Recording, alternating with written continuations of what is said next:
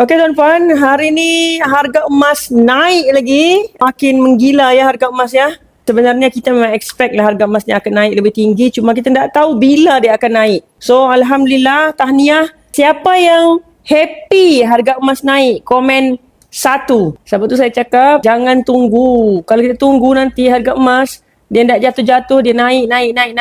Lagilah kita meroyan. Jadi pastikan setiap bulan minimum 10% daripada gaji convertkan kepada emas 999.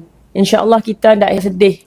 Harga emas naik kita happy, harga emas jatuh pun kita happy sebab gram emas kita bertukar bentuk kepada yang lebih bernilai. Siapa setuju? Komen I. Cuba teka berapa harga emas hari ni. Mungkin kita tak sedar kan. Tadi saya geleng kepala sebelum saya start buat live. Kenapa?